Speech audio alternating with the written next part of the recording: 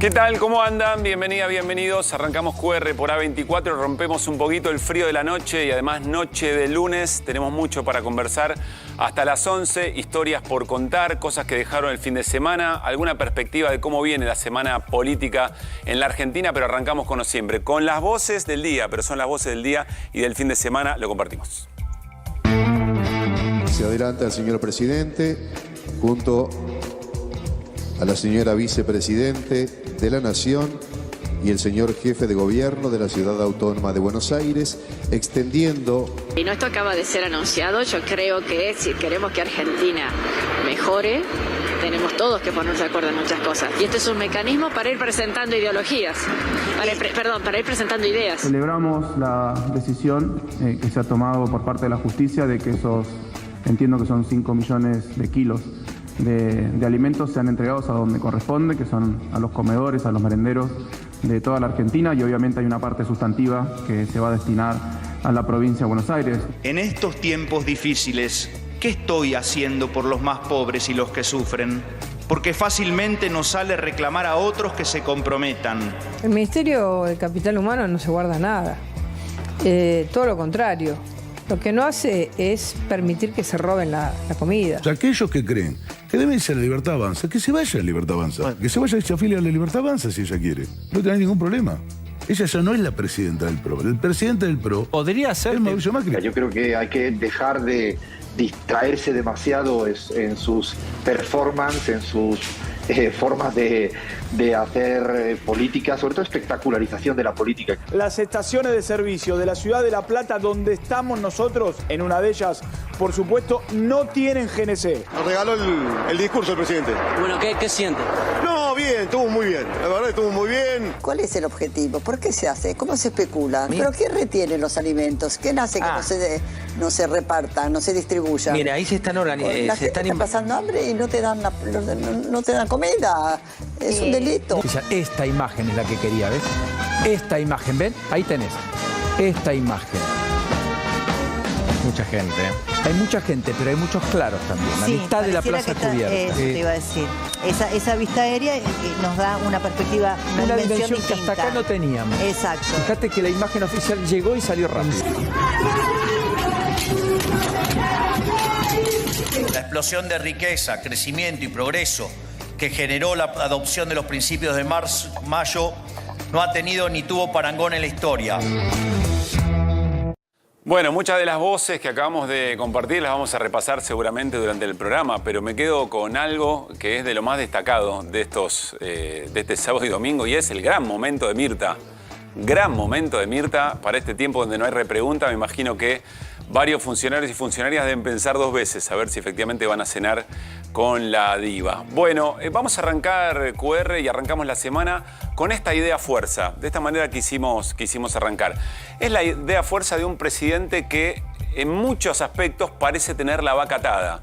Nunca eso es por siempre, digamos. Siempre es variable, siempre hay una moneda en el aire en ese sentido. Pero ¿por qué uno podría decir que el presidente tiene la vaca atada? Bueno, primero porque sigue manejando la centralidad de la agenda. Se habla de lo que hace o de lo que no hace el presidente de la Nación, tiene la capacidad de todavía centralizar. Quizá esto hable más de la crisis de la conducción de la oposición, que hay algunas agendas que no termina de lograr de instalar, pero el presidente sigue manteniendo el centro de la escena. Uno podría pensar también ese nivel de impacto internacional que repasábamos la semana pasada con la tapa de la revista Time. Nos resuena lo que dijo la entrevistadora. Una cosa es ser la tapa, pero eso no necesariamente es prestigio internacional. Pero Milei sigue sigue acaparando la atención internacional en ese sentido. Y un elemento más que recién contaba Javier Calvo, la capacidad de dividir a la derecha tradicional en la Argentina. Mañana habrá novedades, enseguida lo charlamos con Pablo Ibáñez, pero el PRO absolutamente dividido en los hechos y en la formalidad a partir de la irrupción de Javier Milei con su fuerza política, La Libertad Avanza. Pero otro dato que me parece que es muy interesante y que el presidente lo jugó en el acto del 25 de mayo. El presidente insiste todo el tiempo con dar la batalla cultural y en algunos aspectos parece tenerla bastante ganada. Uno en especial, ¿cuál? Bueno, ¿en qué está convirtiendo al ministro de Economía del Ajuste? A Luis Toto Caputo, que en un momento determinado recibió ovaciones en la Plaza de Córdoba, frente al Cabildo cordobés. Y claro, es muy loco, hasta el propio presidente y Adorni lo decían, ¿no? Bueno, es el presidente del ajuste, lo decían sin pruritos. El gobierno dice, este es el ajuste más importante en la historia universal. Y acá tenemos al ministro de Economía ovacionado, convertido en un rockstar. Ahí hay un dato, es decir, lo que está diciendo el presidente, o mejor dicho, lo que el presidente quiere instalar y le gustaría que perdure, es que el pueblo argentino logra idolatrar a un ministro que viene a ajustar de la manera en que lo está haciendo. Vaya si no es una batalla cultural en ese sentido. Y acá empiezan los peros. A la vaca atada y a cada una de estas conquistas políticas que el presidente fue logrando con su gobierno. El primer pero grande como una casa nos invita quizá a orientar la mirada sobre la semana que comienza. Y volvemos al Congreso. Puede parecer una historia aburrida ya la ley de bases y del paquete fiscal, pero lo cierto es que mañana habrá una reunión de comisiones en diputados donde se puede llegar a impulsar el fondo o recuperar el Fondo Nacional de Incentivo Docente. Porque está muy empantanada la ley de bases en el Senado. Piensen lo siguiente, piensen el contraste entre el pacto de mayo que quiso ser y el acto de mayo que efectivamente fue. La diferencia es que todavía el presidente no tiene ninguna ley votada por el Congreso y que su ley insignia, digamos, sigue empantanada. Si hubiera habido consenso ya se hubiera aprobado, más allá de las vueltas a diputados. Ahí tenemos un primer elemento que le agrega un pero a la vaca atada que uno puede pensar el presidente Javier Milei tiene. Hay un segundo elemento que tiene que ver con las mayorías que venimos diciendo o los apoyos que el presidente viene sosteniendo en la gran mayoría de las consultas. ¿Cuál es el fuerte del presidente Javier Milei? A 6 meses, o casi 6 meses, del gobierno que provoca el mayor ajuste de la historia, todavía mantiene un 50% de mirada positiva. Apareció una encuesta que yo me imagino que el presidente lo verá con mucha preocupación. Suban Córdoba. Probablemente la primera de estas características. ¿Qué aprobación tiene el gobierno nacional? Y aparece, insisto, quizá por primera vez. Veremos si es un error estadístico o es una confirmación con el resto de las encuestadoras que en general vienen sosteniendo y remarcando el apoyo que tiene el presidente. Miren, desaprueba el 53,2%, aprueba el 46,6%. Es un dato político muy importante cuando la mayoría empieza a desaprobar. Eso puede desencadenar situaciones, pero seguro la mirada de lo que está pasando. En un rato Fer Cerolini nos muestra más detalles de esta encuesta de Subán Córdoba que acaba de salir y que muestra datos, insisto, que puede preocupar mucho al gobierno. Pero hay otro elemento también que le agrega un pero al control que parece tener el gobierno de la situación. Y ese otro pero es la agenda del hambre. La agenda del hambre que tiene un episodio muy concreto. Por supuesto, lo que está pasando con los comedores y lo que está pasando con la comida que no llega. Pero la certeza de que hay galpones de desarrollo social con 5.000 toneladas de alimento no repartido y que deberían haber sido repartidos en función del hambre que sufre la sociedad argentina producto de un ajuste que nadie niega, esa es una bala que entró. En el cuerpo político del gobierno, esa es una bala que efectivamente impactó. Y se puede observar en los malabares que hace tanto la ministra de Seguridad, Patricia Bullrich, casi como un referente muy importante del gobierno. ¿Querrá decir que cambia de roles después de los cambios en el gabinete? No se sabe. Quizá ni siquiera esté eso decidido. Pero Patricia de Bullrich diciendo que en realidad la comida está guardada para que no se la roben. O el propio Adorni diciendo que eso está guardado para una situación de crisis. ¿Qué más crisis? Que la sociedad sufriendo, insisto, en palabras del gobierno, el mayor ajuste de la historia universal. Insisto, con los malabares que está haciendo el gobierno para tratar de explicar por qué hay tanta cantidad de alimentos guardados en un galpón, con el hambre que se sufre, es muy difícil. Hay quien dice, hay quien se hace una pregunta muy importante. ¿Será que el gobierno no quiere mostrar que, como decía Fernando Cerolini el viernes pasado, nuestro compañero, muchos de esos alimentos o están vencidos o ya no están en condiciones de ser repartidos? Y si eso se conociere, ¿sería verdaderamente un impacto aún mayor? Bueno, veremos si eso se contesta con otra cosa que nos trae Irina Hauser, que es el Poder Judicial, diciéndole en 72 horas esto tiene que estar repartido o de alguna manera tiene que haber un plan que se dé a conocer para saber que esos alimentos van a llegar a quien tiene que llegar. Un elemento más que al gobierno también probablemente le preocupe y mucho. Y es lo que pasó también este fin de semana. La palabra del arzobispo de Buenos Aires, García Cuerva, en el Te Deum del 25 de mayo. ¿Qué dijo García Cuerva? Vamos a hablar hoy también con un cura que está muy cerca de los territorios de los sectores más vulnerados en la Argentina. García Cuerva dijo, cuidado con el odio. Ojo con el manejo que se está haciendo con el odio, algo que venimos charlando mucho en QR.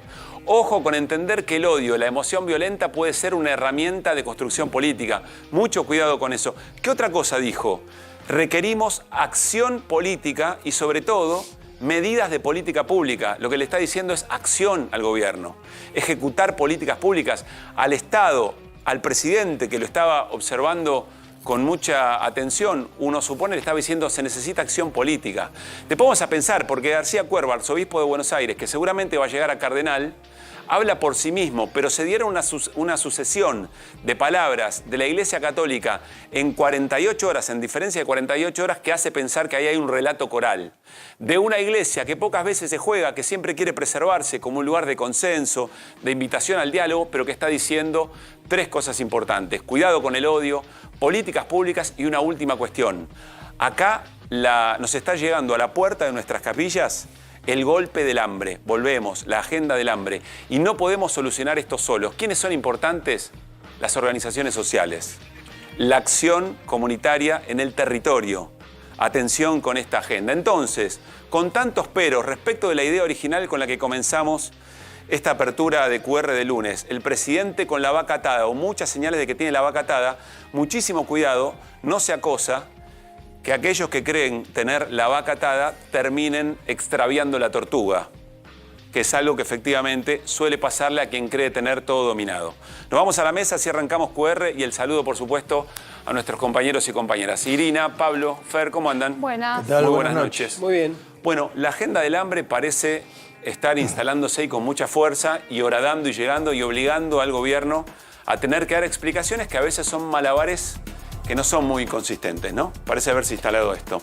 Bueno, hay una puja igual, ¿no? Porque el gobierno insiste con denostar a las organizaciones sociales, insiste con sus denuncias respecto de las organizaciones sociales, pero nos estamos encontrando con, por lo menos, un sector del Poder Judicial que está activo frente a este tema, ¿no? El gobierno dice, no, esto no es un tema judicial, pero si no, ¿quién te obliga a repartir los alimentos que tenés acumulados en 2 galpones, ¿no? Sí, sumo algo, Irina, porque ahora vamos a ir con detalle a eso.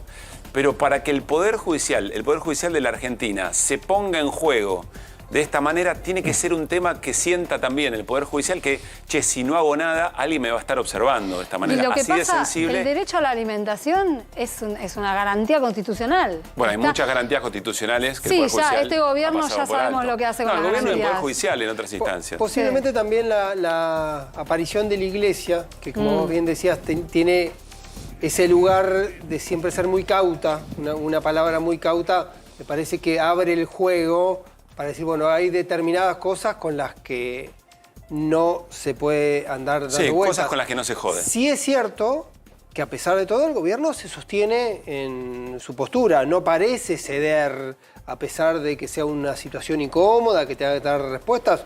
Digamos, Adorni insiste con que esta es la posición del gobierno, que no es judiciable, incluso hoy dijo el portavoz. por eso decíamos, es una moneda en el aire, es un territorio en disputa, pero cuando nuestra agenda es la que tenemos aquí detrás, en nuestra portada, cuando la agenda es la del hambre, y eso empieza a horadar algunos apoyos, y empieza a horadar quizá también el sentido positivo de un sacrificio que el gobierno pide, y con el que el gobierno gana las elecciones, quizá algunas miradas empiecen por lo menos a dudar, Pablo. No, además, si tenés la vaca atada y creés tener la vaca atada y hay hambre, te la pueden carnear la vaca y se la pueden comer, digamos. Bueno, ¿no? Pero es una situación, una imagen. No, digo, me parece.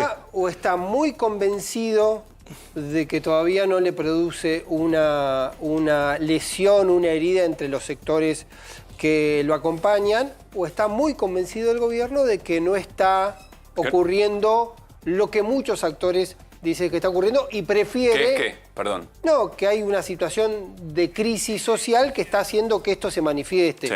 Ocurre con los curas villeros, ocurre con la iglesia nunca. Ahora, yo quisiera manifestando eso. ¿Qué quiero decir?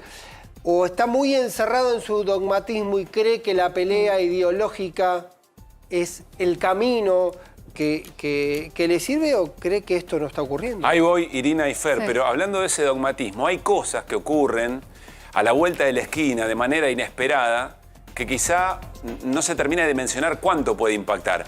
Porque frente a ese dogmatismo que plantea Pablo Ibáñez, este episodio del viernes, que yo quiero que volvamos a poner arriba de la mesa, que es cuando le preguntan a Milei respecto de la gente que no llega a fin de mes, y Milei responde esto.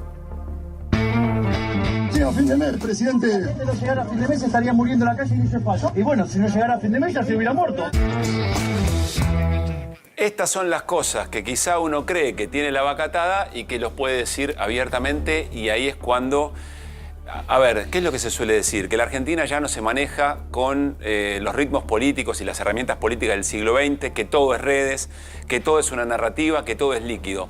Bueno, yo querría ver cómo esto se pone en juego. Ibas a decir, Irina, perdón. Sí, bueno, pero tiene que ver con lo que acabamos de escuchar, que sí me parece que es parte de esta cruzada ideológica que tiene el gobierno, que el presidente diga desembosadamente, bueno, si llegan a fin de mes, si no llegan a fin de mes y no se murió nadie, ¿cómo es, no? Sí. Bueno, este es un poco el planteo. Ahora, ¿cuántos funcionarios pisaron un barrio popular en su vida? Nadie. ¿Saben lo que es un barrio popular? ¿Saben lo que es un comedor? No tienen la menor idea, no saben de lo que están hablando. Pero a mí lo que me parece más grave es que creo que no les importa. Y que ese es el tema. Ahí Así que está. se puede hacer política sin necesidad. Sí. Yo creo que de ir a- ellos parten de eso. Sí. Ellos parten de eso. Posiblemente también haya una tentación de confundir planos, digo, en la lógica del gobierno. Un plano que es su pelea con las organizaciones, que es un sector que está demonizado, que está cuestionado por algunos otros sectores sociales, digamos, las organizaciones sociales. De hecho, cuando uno mira, después vamos a hablar con Fer de distintas cuestiones, pero cuando uno mira una de las políticas más valoradas o más validadas por el gobierno, tuvo que ver, por ejemplo, con el protocolo antipiquete, que después se diluyó, pero fue como una idea de recuperar autoridad. ¿Qué quiero decir? Posiblemente estén confundiendo lo que es la discusión política con las organizaciones sociales del impacto real que tiene la cuestión del hambre que está afectando a amplios sectores. ¿Quién o uno de los actores que suele ordenar esos dos planos que se confunden suele ser, no en esta crisis, no en esta realidad, sino en varias anteriores, la Iglesia Católica? García Cuerva, arzobispo de Buenos Aires, en el TEDUM del 25 de mayo, decía esto, trataba de orientar la mirada respecto de esto. Dale. Y nos preguntemos, en estos tiempos difíciles, ¿qué estoy haciendo por los más pobres y los que sufren? Porque fácilmente nos sale reclamar a otros que se comprometan. Pero yo, ¿qué hago? ¿Podremos mirarnos y responder esa pregunta sin echar culpas como adolescentes, sino desde la responsabilidad de hacernos cargo, incluso si es necesario, realizando una autocrítica madura que tanto necesita escuchar alguna vez nuestro pueblo? Porque nuestra gente está haciendo un esfuerzo muy grande. Nosotros no podemos hacernos los tontos. Hay que acompañar con hechos y no solo con palabras ese enorme esfuerzo de nuestra gente. Por eso siguen doliendo algunas acciones de la dirigencia divorciadas de la ciudadanía de a pie, como los tan comentados autoaumentos de sueldos de algunas semanas atrás. Uno puede pensar que siempre la Iglesia Católica en este tipo de acontecimientos, de sucesos, le habla a la dirigencia política en general, pero dos o tres elementos de García Cuerva dicen a todas luces que le estaba hablando a quien tenía enfrente, a Javier Milei y a la plana mayor del gobierno de la Libertad Avanza. Pero Monseñor Oscar Ojea, el presidente de la Comisión Episcopal, de las autoridades más importantes de la Iglesia Católica, también dijo lo suyo de esta manera. Nos hemos enterado que existen 2 depósitos de alimentos en el Ministerio de Desarrollo Social que tienen 5 millones de toneladas de alimentos guardados. No entro en las razones por las que están guardados, pero pienso que en un tiempo de emergencia alimentaria esto debe llamarnos a la reflexión. Rápidamente tienen que ser entregados. Esta sensibilidad frente al pan que yo tengo y puede faltar, en otras mesas, va contra todo lo que significa, por ejemplo, tirar. Cuando tiramos comida, esto es lo que realmente nos preocupa, que se vaya perdiendo esta sensibilidad frente a un derecho que es esencial y que es primario, como es el derecho al alimento. Dios quiera que rápidamente se abran esos depósitos para que los hermanos con tantísimas necesidades puedan disfrutar de su alimento diario. Es la agenda del hambre que se va imponiendo en la discusión política en la Argentina y que interpela de una manera muy pero muy fuerte al gobierno en el marco del ajuste, aún un ajuste ofrecido en campaña electoral, aún un ajuste legitimado por un sector importante de la sociedad argentina. Ya voy a saludar al padre Lorenzo Toto de Bedia, de la parroquia de los Milagros de Cacupé, del barrio 2124, pero quiero decir, no solamente Monseñor Ojea, no solamente García Cuerva, el obispo de Quilmes, Carlos Tisera, el obispo Eduardo García de San Justo, dijeron en 48 horas, sábado y domingo, más o menos lo mismo, por eso se habla, y más allá de que cada uno habla desde su propia diócesis, un relato coral de una interpelación muy fuerte por la agenda del hambre al gobierno. Toto, ¿cómo le va? Gracias por atendernos. Soy Pablo Caruso, todo el equipo de QR aquí en A24, los saludamos. Buenas noches. Hola, ¿qué tal? Buenas noches. Un gusto hablar con ustedes y salir al aire aquí.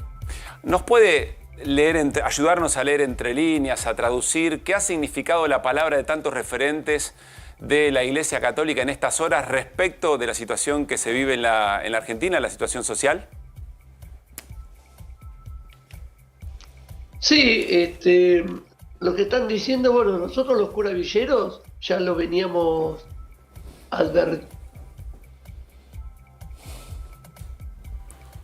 Ahí se nos cortó la comunicación, a ver si podemos... Ahí estamos, ahora sí. A ver, Toto, lo perdimos un segundito. Sí. En la campaña electoral ya Milei hablaba de que el Estado es un robo, que la justicia social es una aberración. Entonces, eso es la consecuencia de algo que él ya tenía en la cabeza y en el corazón que iba a hacer. Entonces, por supuesto, ahora hablan los obispos y es algo que nosotros que somos parte también de la Iglesia nos alienta mucho porque es algo que nos está preocupando muchísimo, esta situación que no es una... A ver, padre, a ver si lo podemos escuchar y podemos recuperarla. Qué pena que tengamos tanta mala comunicación. Vamos a hacer una cosa, padre, a ver si por teléfono queremos escuchar su palabra, su definición, a ver si podemos ganar mejor calidad de entrevista charlando por teléfono. Bueno, a ver, ¿qué es lo que ha decidido el juez Casanelo, Irina, en el tema comedores y lo que está almacenado allí en dependencias del ministerio? El juez Casanelo lo que hizo fue ordenarle al Ministerio de Capital Humano que en 72 horas haga un plan de reparto de todo ese alimento que hemos visto que está acumulado en 2 galpones distintos, uno en Tucumán y otro acá en Villa Martelli. Bueno, lo que le exige eso, le da ese plazo de 72 horas y además le dice que junto con eso le informe cuánto alimento hay, qué fecha de vencimiento tiene cada cosa, qué es el alimento que hay, desde cuándo está guardado. Todo eso le pide al Ministerio. Estado de situación. Estado de situación, pero que reparta el alimento. Eso es lo que dice. Ahora, la Fiscalía había pedido que el reparto se hiciera entre los comedores que están prescritos en el RENACOM. Bueno, el juez Casanelo lo que hizo fue dejarlo a criterio de Capital Humano, ¿no? Cómo se haga.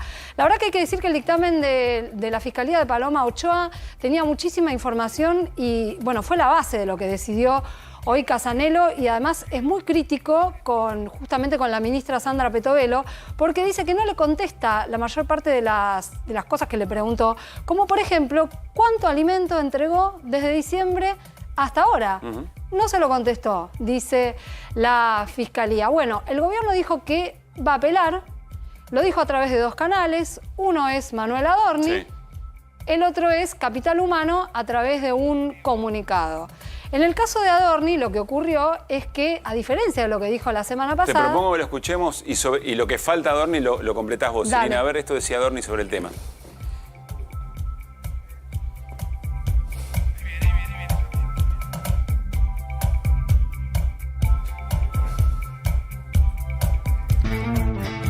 Nosotros siempre fuimos respetuosos y siempre lo vamos a hacer de la justicia, de los procesos judiciales y de la determinación que tengan los jueces, lo que no quiere decir que no utilicemos los instrumentos legales que estén a nuestro alcance en cuestiones en las que no estemos de acuerdo, como bien es este caso.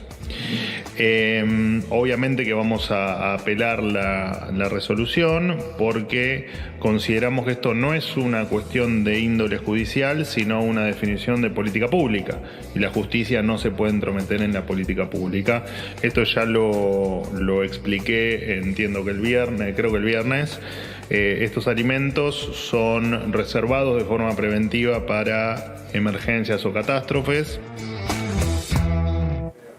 Bien, allí estaba Manuel Adorni. Volvemos al encuentro del padre Toto de Bedia. Padre, a ver si lo escuchamos un poquito mejor ahora. Disculpas por tanta molestia. Sí, no, disculpen ustedes que, no, por favor, que no me echaba bien eso.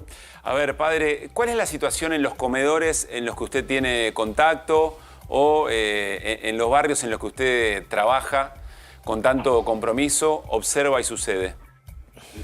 Y la situación hoy en los comedores es muy preocupante porque realmente la gente es mucho más la que se acerca, gente que a lo mejor está trabajando, gente que con overol que viene a buscar comida al comedor de emergencia, gente que antes no venía, porque claro, es tan global la crisis que la gente a lo mejor podría tener la comida, pero yendo al comedor le queda la platita para poder hacer tantos otros gastos que se necesitan para vivir. Claro. El cambio de garrafa, el pagar el alquiler, comprar las cosas para útiles escolares y cosas que no están pensadas para darle de ayuda, por ejemplo, comprar desodorante, jabón, detergente y cosas para la vida que se necesitan. Sí, claro. Y eso realmente no pasó en otras épocas. ¿No pasó en otras épocas eso, padre? Yo no recuerdo esto. Mira que acá hemos vivido el 2001 y no sé, alguien puede decir, bueno, hay que pasar esto y después vamos a estar mejor. Hasta ahora no estamos nada mejor. Bien. Padre, quiero preguntarle qué imagen le genera, qué reflexión le genera saber, confirmado por el propio gobierno, que hay tantas toneladas de alimento en depósito frente a esta situación que usted narra.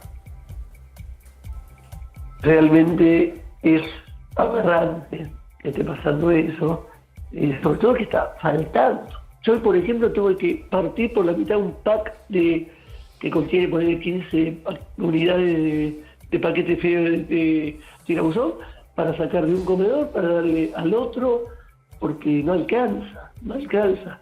Entonces, que hayan alimentos secuestrados en un lugar, por cuestiones ideológicas, porque eso que se dice, que hay gente que no los necesita, una persona, aún suponiendo que una persona no necesita y viene a pedir alimentos, es una señal de pobreza terrible.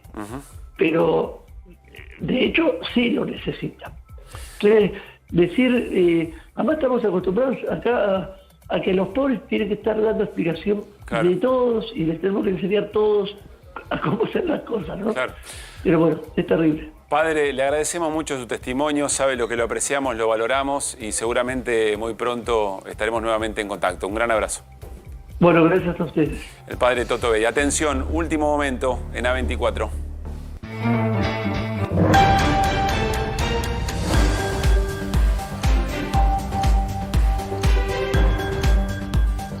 Pablo Ibáñez con información de último momento. Pablo. Renunció Nicolás Pos, el jefe de gabinete, le presentó la renuncia, aceptó la renuncia el presidente de la Nación. Motivó esa decisión diferencias de criterios y expectativas, según lo que dijo Pose sobre la marcha del gobierno. Pose tendrá más adelante, aunque no se especificó qué, un rol dentro del equipo de gobierno, es decir, no sale en principio del staff que viene acompañando y seguirá acompañando a Javier Milei, y en su lugar asumirá quien es actualmente el ministro del Interior, Guillermo Francos, la jefatura de gabinete en lugar de Pose. El dato... Bueno, ahí está. Probablemente la noticia más importante, porque la renuncia de Pose se da por hecho, solamente faltaba saber cuándo. La noticia a esta hora es que el nuevo jefe de gabinete es Guillermo Francos. Era la información que ya estaba circulando la semana pasada sobre la hipótesis de un reemplazo. Francos era uno de ellos, Lule Menem era el otro. Ahora habrá que ver cómo se completa el lugar que deja vacante Guillermo Francos. La versión que circuló el fin de semana pasado sobre el fin de la semana indicaba que ese lugar podía ocuparlo Cristian Ritondo. Sería una señal en este marco de la intervención de Mauricio Macri, la aparición de Mauricio Macri, sería un mensaje político muy potente. Habrá que ver si hay una decisión de ese orden, porque lo mismo que ocurre con Pose tiene la característica... Pero espera, discúlpame, quiero ir de a poquito, porque la primera noticia, insisto, es que se confirma la salida de Pose, por lo menos de la jefatura de gabinete. Veremos si en algún otro momento ocupa otra función. Segundo elemento, Guillermo Francos es el nuevo jefe de gabinete. Sí. Tercer elemento, ¿quién va a ser el nuevo ministro del Interior? No hay todavía información sobre quién va a ocupar a Guillermo Francos. Lo que uno ve en general en el equipo de Javier Milei, que es un banco de suplentes muy chico. Muy buena figura. La figura del banco de suplentes corto, muy bien. De hecho, Guillermo Francos, aunque era muy activo, muy buena relación con los gobernadores, no parecía formar parte de la mesa chica de la toma de decisiones de Javier Milei, que todos coincidíamos en que le integran Milei, su hermana Karina y Santiago Caputo. Un anillo posterior estaba Nicolás Pose, que en el último tiempo esa relación se deterioró muchísimo.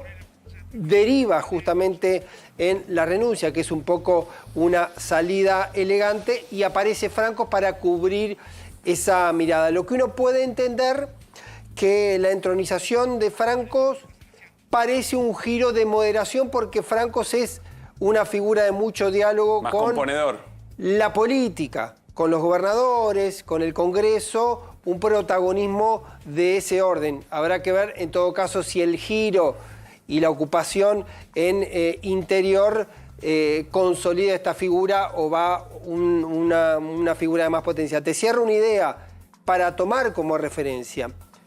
Es el segundo ministro que se va, y cuando se fue el ministro anterior, que fue Ferraro, ese ministerio desapareció. Directamente desapareció. Esta idea de que es un banco de suplentes chico, digamos, confirma. Ferraro se fue, sus funciones las absorbió Luis Toto Caputo en Economía. No hubo otro ministro de... Esto es distinto, porque acá es la coordinación. ¿O estás pensando en Interior? Yo estoy pensando si Interior no puede correr eventualmente la misma suerte. A ver, acompáñenme, es la noticia de la jornada, probablemente algo que ya se había definido y se conocía, pero una vez que ocurre, tiene un impacto muy importante. Cambios en la jefatura de gabinete es el comunicado oficial de prensa del gobierno. En el día de hoy, el presidente Javier Milei aceptó la renuncia presentada por Nicolás Pose a la jefatura de gabinete de ministros.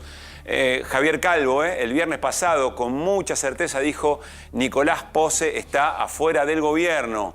Nuestro compañero, en el programa de Maxi Montenegro, motivó esta decisión la diferencia de criterios y expectativas en la marcha del gobierno y las tareas encomendadas. ¿Qué querrá decir esto? Ahora vamos a ver si nos lo puede traducir Pablo Ibáñez o alguien que conoce muy bien a Javier Milei, que es Diego Giacomini. En un ratito lo charlamos con él, más allá de que su área sea lo económico, lo conoce también en términos personales.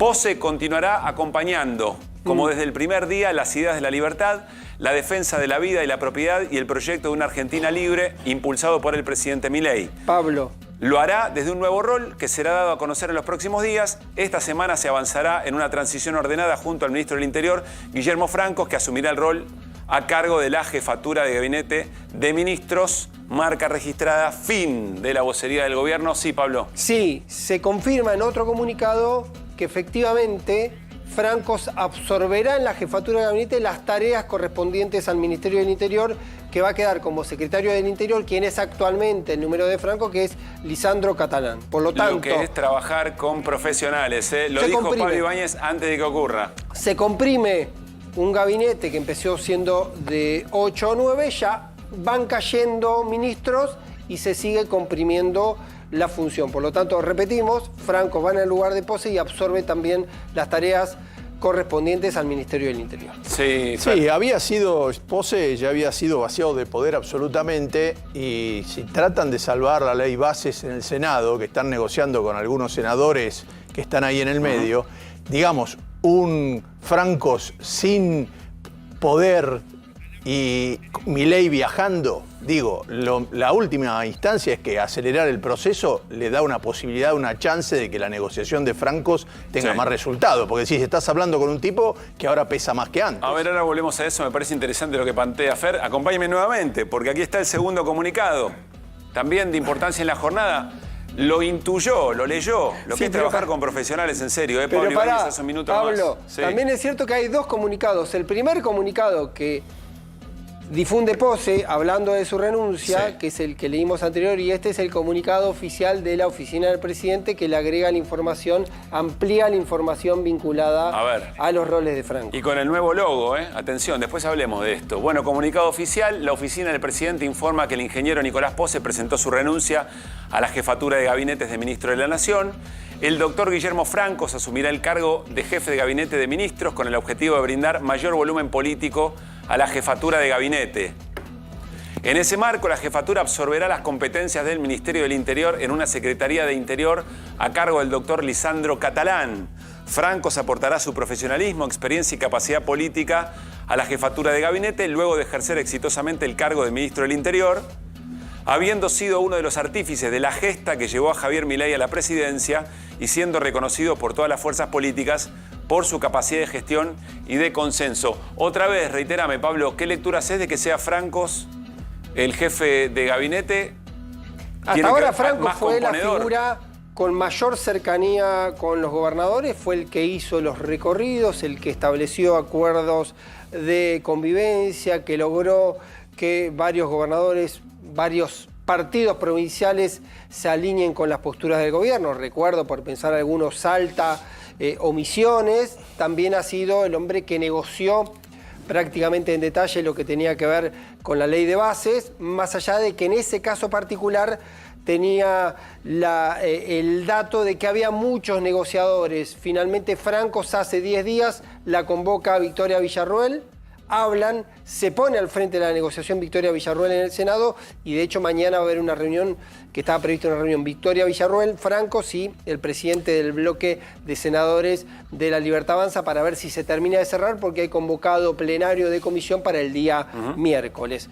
Es claramente una figura de más tendencia al diálogo, de hablar con muchos actores, y que suele tener una formación y una construcción más cercana a la política que la que tiene directamente Uno podría Javier decir, Milei. lugar más protagónico y más herramientas para el pragmatismo político, para la negociación política del gobierno de Javier Milei, que venía a no negociar con por lo nadie menos de la un casta. teléfono mucho más activo que el que tenía Javier Milei, que prácticamente no hablaba con ningún gobernador, incluso que el que tenía Nicolás Pose, que en alguna conversación ha planteado esta cuestión específica de decir que él no estaba ahí para abocarse a la política, sino para abocarse a la gestión, por eso delegaba que la administración de la política pase por Franco, o en algunas cuestiones de manera más sigilosa por Santiago Caputo. A ver, esto se da también en el contexto de Javier Milei saliendo del país, cuarto viaje a Estados Unidos. Vamos a hablar de eso, por supuesto, durante la semana, sobre la agenda del presidente y las cornisas entre agendas personales y agendas oficiales. Pero más allá de eso, Milei sale del país, queda a cargo de la presidencia Victoria Villarruel. Sí. Que también podemos hablar del momento de la relación de Javier Milei con Victoria Villarruel, y si no quedaba como hombre-mujer fuertes del gobierno en presencia de un Nicolás Pose, jefe de gabinete, que estaba Ya afuera faltaba saber cuándo y cómo. Y Victoria Villarruel, insistimos, en un momento de nueva distancia, por decirlo así, con el presidente. Ordena, por lo menos antes de irse, ordena antes de irse la casa. Hoy habíamos hablado de esta situación, no sé si podemos ver la placa que planteábamos. Era muy atípico para el gobierno. Para un cachito. Esto es lo que planteó Pablo Ibáñez antes de conocer la renuncia del jefe de gabinete. ¿Dónde está el piloto? ¿Por qué? ¿Por qué? Hoy a la mañana Pose estuvo reunido con Karina Milei. Hubo una conversación para terminar de ordenar. Fue una reunión muy hermética que se termina de coronar a la tarde con la renuncia de Nicolás Pose. La pregunta era, ¿se va hoy, durante casi una semana, Javier Milei con la otra figura superpoderosa del gobierno que es su hermana, y se va Luis Caputo, el ministro de Economía, y queda en función a cargo del gobierno el jefe de gabinete, que parecía desde hace una semana alguien que ya estaba fuera de la toma de decisiones? Había una idea de cierta cefalía. Claro. Ese era el interrogante, es decir, ¿cómo vas a dejar una semana al gobierno con un jefe de gabinete que todos lo dan afuera? A ver, bueno, la pregunta se la hace Pablo Ibáñez muy temprano en la jornada, advirtiendo sobre esta posible situación, antes de que Milei parta, creo que 22:30, más o menos, parte hacia Estados Unidos, se resuelve. Como dice Ibáñez, se ordena un poco la casa. Ahora voy a ir al living con Diego Giacomini, economista, consultor, para charlar específicamente sobre el momento económico de las políticas de Javier Milei. Pero Diego, buenas noches. Buenas noches. Por lo que conocés las maneras de ser y hacer, digamos, ¿estás leyendo lo mismo que Pablo? ¿Tenés alguna mirada que agregue a lo que está ocurriendo esta noche? A ver, los datos duros reflejan claramente qué es lo que le gusta a Javier a la hora de ejercer la presidencia. ¿Qué le gusta? Llevar a la máxima el disfrute de actividades que levantan su ego personal. O sea, ¿al presidente lo guía su ego? ¿Qué disfruta de la presidencia? Él no disfruta la gestión, él no disfruta hablar con jefes de gabinete, con ministros, mucho menos con secretarios. A él, ¿qué le gusta? El lucimiento personal, que ¿dónde lo va a buscar? Cuando él tiene actividades, ¿qué le gusta puntualmente? A él le gusta dar clase de teoría monetaria en el IAEF, a él le gusta dar clase de teoría monetaria y cantar en el Luna Park, a él le gusta ir al Congreso y hacer una exposición el 1 de marzo ante toda la Asamblea Legislativa, a él le gusta ir a buscar premios de diferentes lugares que le dan a él, lugares que lo conocen hace 14 años, pero se lo dan solamente ahora porque ejerce el poder político, entrando esos mismos lugares que le dan los premios en una supina contradicción, porque son, por ejemplo, universidades muy liberales que están en contra del poder político. Sí. A él le gusta encontrarse con sectores conservadores de ultraderecha, como en España, o sacarse fotos personales con determinados empresarios. Pero vos fíjate esto, y los datos lo revelan. Es muy interesante lo que decís, por cómo lo conocés a Javier Milei, vos le decís Javier directamente. Sí. Quiero saber cómo vinculás todo eso con la decisión de salida, el modo en que sale Pose del gobierno. A ver, sigo con el hilo causal anterior y voy a tu pregunta. Sí. Vos fíjate que cuando le preguntan ¿qué balance hace de la gira a España?, contesta, sin lugar a duda, soy el máximo referente de la libertad en el mundo. El máximo líder. Palabra que se va de narices con la ética y las ideas de libertad. Cuando inaugura el busto de Menem, y esto lo voy a contar porque yo estaba al lado, él inaugura el busto de Menem y cuenta, Menem me agarró de las manos y me dice, vos vas a ser presidente. Les cuento, eso fue lo menos importante que le dijo Menem. ¿Vos estabas en la reunión? Al lado, pegado hombro con de hombro, y Milei Menem estaba 80 centímetros delante mío. Le agarra las manos y esa frase fue la introducción. Hizo coma. Lo único que te puedo decir como expresidente es que si llegas a ser presidente, nunca te pelees con nadie. Mucho menos te pelees con tu enemigo. Al enemigo hay que seducirlo. ¿Por qué menciono esto? Porque muestra cómo encara el gobierno Javier. Menem, lo que Menem concebía como valor era este segundo comentario, que él lo ignora por completo. Claro, se queda con la primera parte. Y se queda con la primera parte que ensalza su individualismo, porque por arte de magia Menem le dice, vos vas a ser presidente. Entonces, ¿qué quiero decir?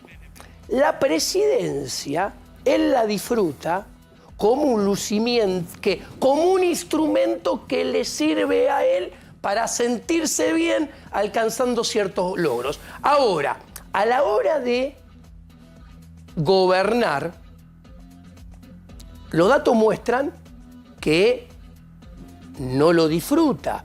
Él no lo van a ver encabezando reuniones, negociando. Las gestiones diarias Ahora, no le es gustan. lo más mínimo. Acá hay una pregunta importante para hacer, ahí voy, Pablo, es lo que quiere decir. ¿Cuáles son las razones por las que Pose deja de ser jefe de gabinete? Quiero decir, ¿tiene que ver con algo que no anda bien en el plan o tiene que ver con algo personal? Porque son dos razones bien distintas. ¿Qué ibas a plantear, Pablo? No, le iba a preguntar a Diego, cuando uno mira a Menem y la reivindicación o el Menem que construye Milei, y uno que conoció un poco la temporada de Menem, entiende que la personalidad de Menem como presidente era totalmente antagónica, era justamente un personaje seductor y construía vínculos absolutamente radiales, incluso con actores antagónicos entre sí. Digamos, Milei no construye las relaciones y parece no querer vincularse. La pregunta es, ¿por qué, vos que lo conocés, por qué no lo hace? ¿Por una cuestión de que no estás en su naturaleza? ¿Porque hay cierta inseguridad en las relaciones también de cercanía? ¿Por qué no? ¿Por qué no teje en vez de romper? En un determinado momento de la vida, uno es bueno en construir relaciones si lo ha hecho a lo largo de toda la vida y ese comportamiento lo ha ido mejorando e incorporado información. No es el caso, pero esto es muy interesante. Por ejemplo, yo veo ahí al ministro de Economía Caputo, ¿no? Ahora nos metemos en lo económico, Diego, ¿eh? Sí, por favor, ya porque viene a hablar de economía. Ya nos metemos. Déjame, antes que sigas con eso, no olvidemos, lo digo por nuestro graph también, no olvidemos cuál es la noticia de la noche. Claro. Se efectivizó la renuncia del, hasta hace momentos, jefe de gabinete Nicolás Pose. Nicolás Pose está fuera del gobierno, veremos si, como contaba Pablo Ibáñez, tiene otro lugar en breve. El piloto, que se preguntaba Pablo, se va Milei, se va Karina Milei, se van los hermanos Milei, se va Caputo, con Victoria Villarroel las cosas están difíciles, quedaba como piloto de tormentas o manejando la casa, quedaba Nicolás Pose, bueno, no está más. ¿Quién va a ser? Ya tiene respuesta. Es Guillermo Franco, que es el nuevo jefe de gabinete, que además absorbe el Ministerio del Interior. Son 3 noticias, me parece, en la jornada de hoy. La más importante, se efectivizó la renuncia, yo diría, la expulsión de la casa del jefe de gabinete Nicolás Pose. La casa queda en orden para Javier Milei, saliendo del país durante más o menos una semana, son varios días. Hasta el domingo, que va a estar por fuera. Enseguida hablamos del momento del plan económico de Javier Milei, de la figura de Luis Toto Caputo, rockstar, ovacionado, dice Javier Milei, el hombre que hace el ajuste más importante de la historia. Ya lo hablamos con Diego Giacomini. Sí, Pablo y Irina también. Sí, queda como gran interrogante qué pasó entre Pose y Javier Milei. La última Primero, semana... ¿es algo personal de Pose o es un recuperar aire para un gabinete en medio de una situación de mucho conflicto? La frialdad que tuvo Javier Milei con Pose, con quien se dice que son amigos hace 18 años, durante las 2 presencias públicas del sábado en el TEDEM y en el Cabildo de Córdoba, demuestran que había más que un malestar de orden de gestión, una cuestión instrumental, que vos podés tener diferencias con una persona y no llevarlo al plano personal. El destrato de Milei público a Pose fue, o pareció por lo menos de características personales. En Córdoba. De no saludarlo, en Córdoba y en el Tedeum, donde no lo saludó en ninguna de las dos ocasiones. En el mismo momento casi hubo como una especie para Perdón, ¿estuvo tener Pose el en claro Córdoba? oscuro. ¿Pose estuvo en Córdoba? Sí, fue a Córdoba. Bien. Fue a Córdoba, tuvo un claro oscuro con el trato excepcional que tuvo sobre Caputo, a quien en las dos ocasiones fue a saludar.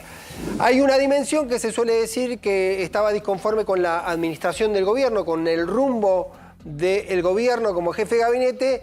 Parecía poca cosa, porque jefe de gabinete Pose era el ejecutor de un gobierno que tomó como acción prácticamente la mecánica habitual, reducir al mínimo la acción del Estado. Por lo tanto, no se le podía achicar a Pose que haya problemas o con las obras públicas, o con los comedores, o con cuestiones de este orden, porque era la dinámica del gobierno. Hay 2 o 3 cuestiones que están en la zona de la especulación. Una, que Pose avanzó muy rápidamente sobre espacios de poder estructural como la AFI y sobre espacios vinculados a lo que podemos decir metafóricamente la caja. Cuestiones muy sensibles vinculadas con el manejo que ahí hay un de dato, recursos. hay un dato, Pablo, que lo dejo como interrogante. Pose llega como una de las personas más cercanas a Javier Milei, ocupando muchos espacios de poder real. Son personas que han quedado con la confianza de Pose en lugares estructurales. Hay que ver qué es lo que pasa con eso. Ibas a decir, Irina. Sí, yo me quedé resonando esto que decía Diego, de que Javier Milei está más preocupado por su ego que por la gestión, ¿no? Que es algo que venimos hablando. O sea, la sensación es, no le importa que está gobernando, digamos. Y si en este contexto que estás planteando, justamente el ascenso de francos tiene que ver con esa ausencia de gestión, que además la venimos viendo. A ver, me voy al living, ya me quedo charlando con Diego Giacomini, enseguida empezamos a hablar de economía. Es interesante la pregunta de Irina en ese sentido, Diego. Mirá, yo no lo conozco a Guillermo Francos. Yo lo que puedo decir que mi relación de 15 años con Javier estuvo relacionada y se cimentó sobre 3 pilares. Uno, que los dos respiramos, vivimos por y para la economía, la teoría y el análisis económico. Entonces, eso estaba en el centro de la escena. O sea, vos me preguntás, ¿qué le interesa Él lo dice abiertamente. a Javier? Eso. Le preguntaron en la revista Time, ¿cómo descansás, con qué te distraes leyendo paper de economía? Exactamente. Y en ese marco, no sabía que dijo eso, no leí la revista Time, en ese marco hay que entender que con el único interlocutor que se va a divertir, le va a interesar y la va a pasar bien conversando, no tiene ningún cargo. Es Federico Sturzenegger. Por ahora. Por ahora. Para hablar, y yo sé que, ¿por qué? Porque yo sé que lo respeta, lo valora, uno puede estar de acuerdo o no con lo que piensa Federico Sturzenegger, pero Federico Sturzenegger es una persona muy formada en teoría económica. Pero con Caputo también. Cosa que no, que no. Entonces, de hecho, nunca se dedicó a la economía, Caputo. Caputo es un trader. O sea, compra y vende activos financieros. ¿Pero vos decís que Milei no lo respeta como par a Caputo? Hasta que yo tuve conocimiento, no, y es Vox Populi. En los medios lo han escuchado hablar del actual ministro. Mientras que al mismo tiempo puedo decir del otro lado que siempre lo defendió a capa y espada a Federico Sturzenegger. Sí. Es simplemente poner Google. Estamos hablando de cuando Milei opinaba sobre las gestiones de ambos durante el gobierno de Macri. Exactamente. Claro. Pero aparte, soy economista, cada uno sabe, está la formación de cada uno detrás y no tiene nada que ver Federico con Luis Caputo. Con Luis Caputo. ¿Ok? Eso es lo que disfruta. Y las cosas que disfruta Javier son la economía, escuchar ópera, le gustan los Rolling Stones. Bien. Y antes le gustaba el fútbol. Son los pilares sobre los cuales construimos nuestra relación. A él no le gusta la política. Es verdad que la desprecia. El problema es que te metiste a laburar de político institucional hace varios años y tu plan es seguir laburando de eso. Claro. ¿Y cuál es la diferencia? Volviendo al ejemplo de Menem. Menem también hacía lo que le gustaba. ¿Qué quiero decir? Jugaba al fútbol, jugaba al tenis, jugaba al básquet, se iba de gira, pero dejaba un equipo muy sólido, Corach, Kohan, Bauzá, En la gestión. Cavallo, que encima a lo largo del tiempo tuvo recambio, porque cuando se va Cavallo entra Roque Fernández, en economía estuvo Carlos Rodríguez. ¿Qué sucede? Te podés dar esos lujos de decir, ok, no me interesa la gestión. ¿Por qué? Porque tengo un equipo que sabe gestionar muy bien. Y acá Javier Milei le Y acá no está. le traen un problema de gestión, se da vuelta y ¿qué encuentra? Nada. Absolutamente nada. Yo uso la misma metáfora del banco suplente. Es buena, ¿eh? Yo digo, a ver, el 10 está jugando mal en el equipo. Vos lo podés sacar solamente si te da vuelta y hay alguien sentado en el banco de suplente. Si no hay nadie sentado en el banco suplente, el 10 tiene que seguir jugando desgarrado. ¿Ok? Le decís, lo sacás de la cancha, lo infiltrás, volvé adentro hasta que se rompa todo. O le pedís al 5, en este caso Guillermo Franco, mira, jugá de 10, jugá de 8 y si podés, anda a cabecear. Y ahí, Claro. y ahí, paradójicamente, ¿qué sucede? Tenés que lograr que te presten jugadores que vienen de otros equipos, con otras filosofías, con otros estilos de juego. ¿Y ahí qué termina siendo?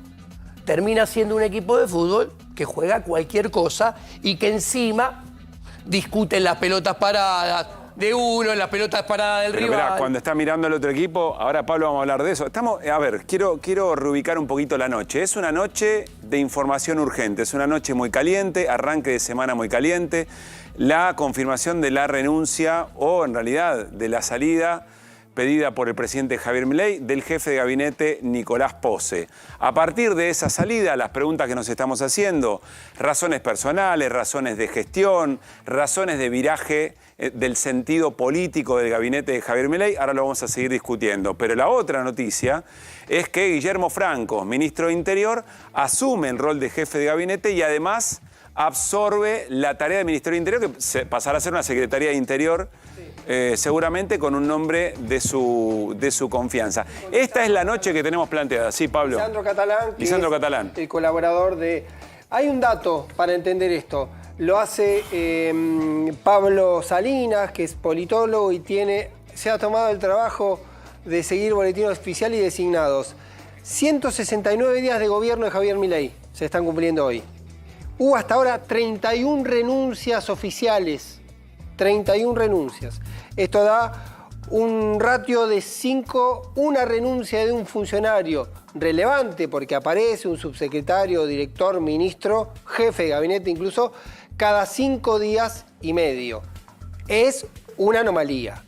Y es todavía una anomalía mayor cuando ni siquiera entran nuevos reemplazos que fortalezcan o que amplíen en todo caso el campo de acción, porque se van comprimiendo las responsabilidades. Pero es lo que dice Diego, es un presidente enamorado de la teoría política, de las clases políticas, que de repente tiene que empezar a gestionar y se empieza a dar cuenta que los elementos, que los jugadores y las jugadoras que tienen no le terminan de responder. Sí. Si no, no hay otra manera de explicar 31 renuncias en tan poco tiempo. Porque además en muchos casos ni siquiera desembarcaban, no sabía qué tareas iban a tener, tenían que hacer tareas que inicialmente no estaban contempladas o llevar a cargo ajustes, llevar adelante ajustes que no querían llevar adelante.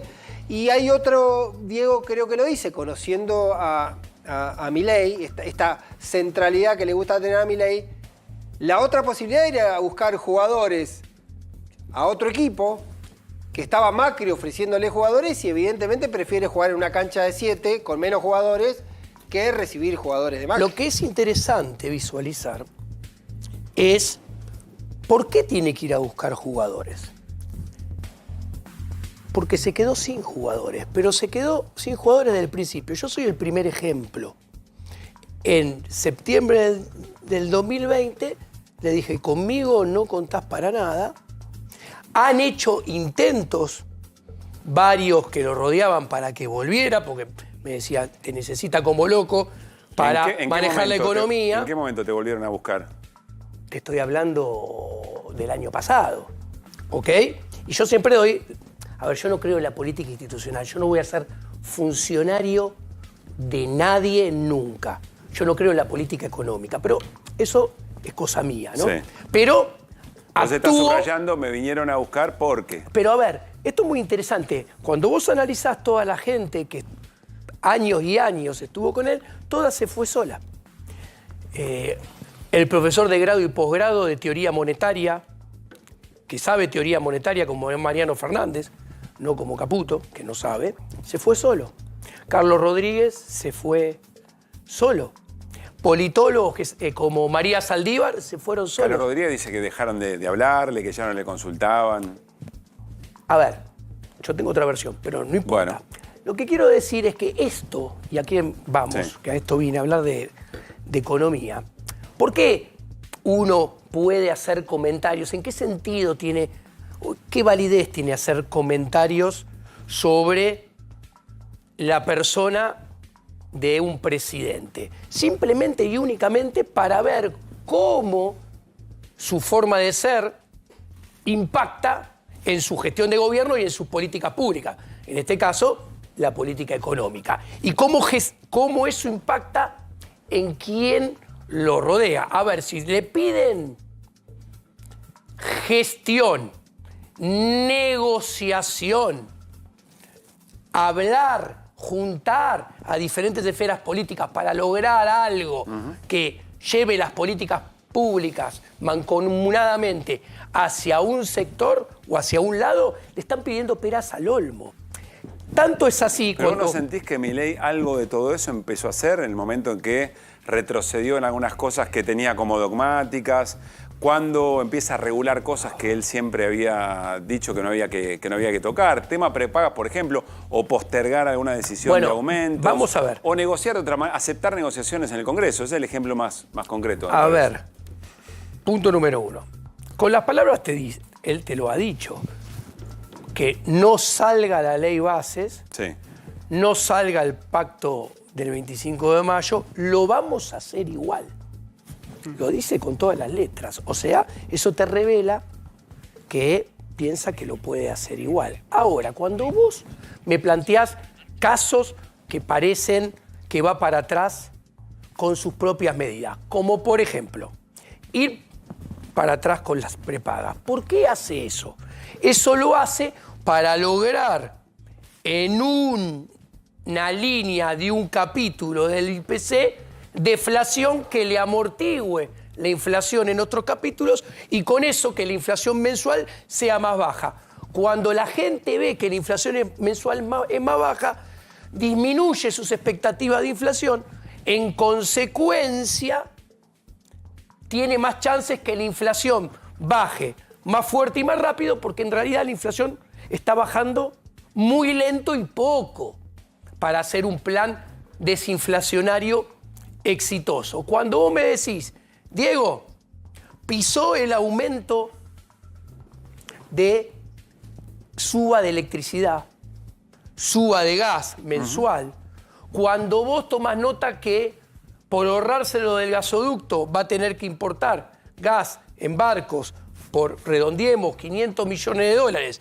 Y a esto por también... ahorrarse 15. Claro, y a esto le agregás que también posterga aumentos en el AMBA de tarifa de transporte, ahí vos tenés un plan platita que, sacando el dedo por la ventana y haciendo un cálculo grosero rápido, son alrededor al tipo de cambio oficial de 800 millones de dólares. Estás diciendo algo tremendo, Diego. Vos decís que Milei está llevando adelante un plan platita. Ahora, pero es un plan platita que la gente no siente porque esto está la gente no siente, pero ahora explico por qué. Todo esto que parece ir contra él, sus ideas, son todas medidas utilitaristas que tienen como único objetivo tratar de que la inflación baje un poco más rápido y más fuerte, porque es su único caballito de batalla Porque del otro lado, cuando vamos a los números de actividad, yo te puedo decir que cuando vos mirás el EMAE, que cerró el primer trimestre, y le sacás el efecto estadístico de la cosecha, el PBI cayó menos 6.9. A ver, quiero ver si entiendo lo que acabas de decir. Pues yo te estaba por preguntar si todas estas modificaciones de acción de Javier Milei eran improvisación o aprendizaje. Lo que entiendo me está diciendo es, Javier cambia todo eso solamente para tener razón, solamente para poder seguir conquistando ese lugar que él tiene respecto de un número bajo de inflación y retroalimentar su propia posición frente a la escena. Él concibe que la piedra angular de su plan económico es bajar la inflación. Y por ahora es lo único que tiene para mostrar, que bajó de 25,5 a 22, a 13,2, a 11,2. Si no él me dice que ya está rebotando la economía. Javier Milei dice que está rebotando la economía. Esto es mentira. A ver, yo te tiro datos. Giacomini, perdón, una pregunta. Hubo una pequeña corrida del dólar la semana pasada. Se esperaban una venta de 5.000 millones de dólares de la cosecha gruesa para este mes. Se iba que el Banco Central lograra captar eso y hoy está abajo de 2.900 millones de dólares y hoy volvió a vender reservas el Banco Central. No compró, sino que tuvo que vender 11 millones. ¿Me puede explicar lo que esperaban juntar? ¿Qué está pasando? No están juntando lo que esperaban juntar y el mes que viene tienen que pagarle a los chinos. ¿Con qué plata se va a pagar? Bueno, punto número 1. El dólar se movió, pero recién comenzó a moverse. ¿Qué quiero decir? Entre diciembre y abril, en esos 5 meses, hubo una inflación en dólares de 82%. La suba del dólar, redondeando de 1.000 a 1.250, solamente compensa los 2 últimos meses de inflación. Los anteriores 3 de inflación en dólares no están compensados. Con lo cual, lo más razonable a pensar, siempre el tipo de cambio se mide en la tendencia de mediano plazo, es que el dólar más adelante en el tiempo se vuelva a mover y se mueva más todavía. Porque de hecho, si nosotros pensamos que hay un cepo, y el cepo vino para quedarse, y parece que lo quieren dejar bastante, porque quiere, porque no pueden, no me interesa, me importa como agente económico el resultado. Sino me importa el resultado. Sí. Cuando vos mirás ¿el cepo qué es? El cepo es ponerle un precio máximo al dólar y un precio mínimo al peso. Es un control de precios el cepo. ¿Y esto qué implica? Esto implica que si le estás poniendo un precio máximo, si vos lo sacás el cepo, seguramente se va a mover el tipo de cambio. ¿Y hacia dónde se va a mover? Si le estás poniendo un precio máximo, lo más probable es que se mueva para arriba. Ahora, acá hay un problema de timing. Con este tipo de cambio y considerando, uno, que este gobierno que se trasviste de liberal aumentó la base imponible, aumentó la cantidad de impuestos, aumentó las alícuotas y aumenta la fiscalización, con lo cual extrae recursos del sector privado, que de hecho lo hace desahorrar y escupir dólares, para transferirlos al sector público, o sea, transfiere recursos del privado al público, del eficiente al ineficiente. Desahorro.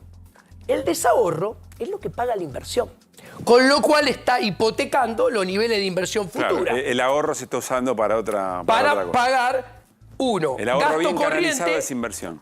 Para pagar costos fijos, costos variables, salarios en el sector privado y bajar el desahorro. Se hace desahorrar a los privados para intentar bajar el desahorro del sector privado.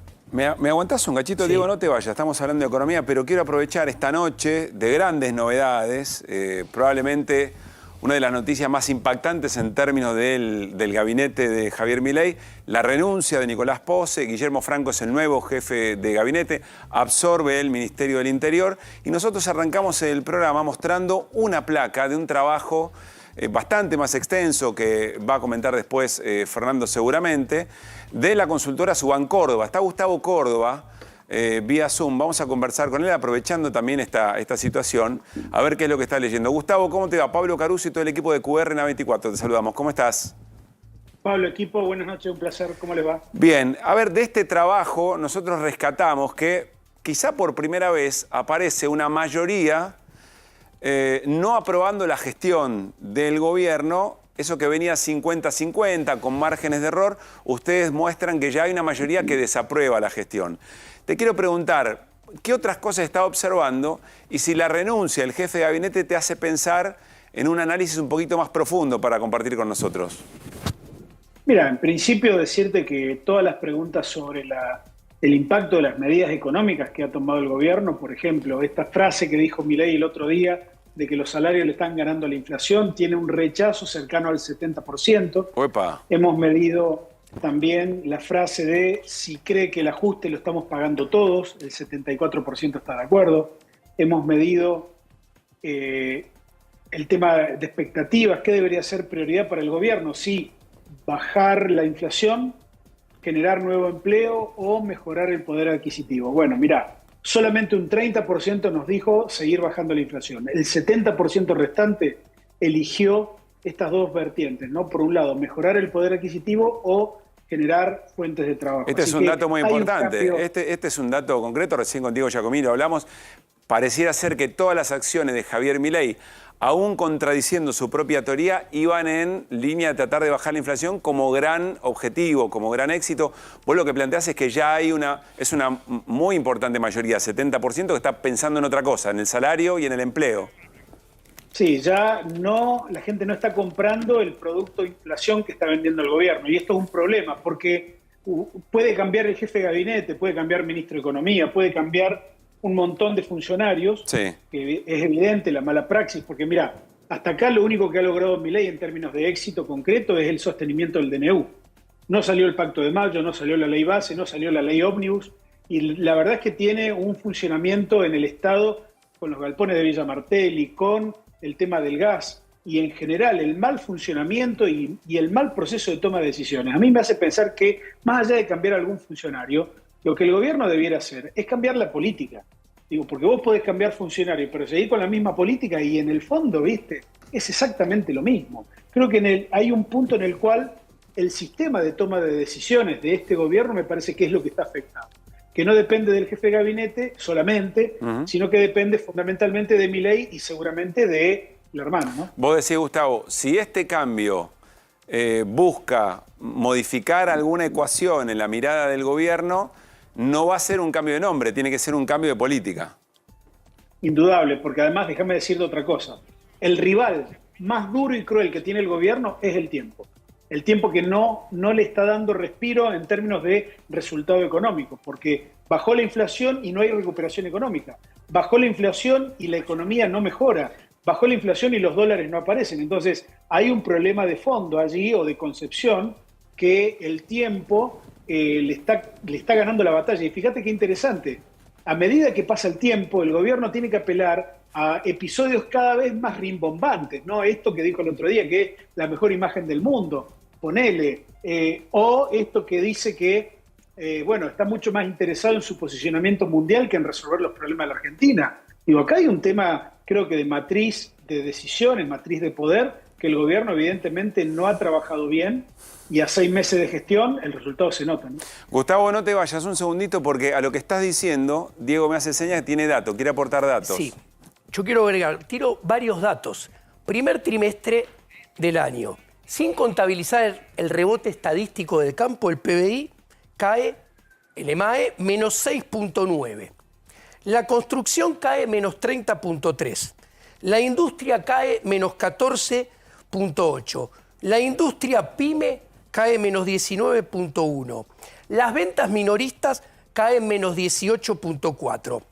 Las ventas en shopping centers caen menos 17.5. Las ventas en supermercados, que es alimentos, caen menos 11.5. Las ventas en supermercados mayoristas, menos 8.5. Las ventas de electrodomésticos, menos 37.8 las cantidades vendidas. Estos son todos datos del INDEC y de CAME. ¿Por qué es importante esto? Porque cuando vos vislumbrás la caída del nivel de actividad y vislumbrás, por ejemplo, el indicador líder de Universidad Torcuato Di Tella, que dice que la probabilidad de salir de esta crisis es 1.82% durante los próximos meses, y la probabilidad de quedarte es 98.2%. ¿Qué vemos? ¿Qué pasa? En Argentina, el dinero, los pesos, nadie demanda pesos por motivo ahorro. Todos demandan pesos solamente para producir, comerciar, consumir e invertir. La inversión del primer trimestre de Javier Milei es 14.1% del PBI.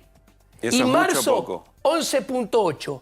Es el peor nivel desde Néstor Kirchner para acá. ¿Qué quiero decir? Si cae la demanda de dinero, porque cae el nivel de actividad, porque la única demanda de dinero que hay es por motivo transacción, y se desploman las transacciones, aunque dejes la cantidad de dinero fija, que este gobierno no la deja, aumentó 58% en 5 meses, si cae la actividad y cae la demanda, aumenta el desequilibrio monetario.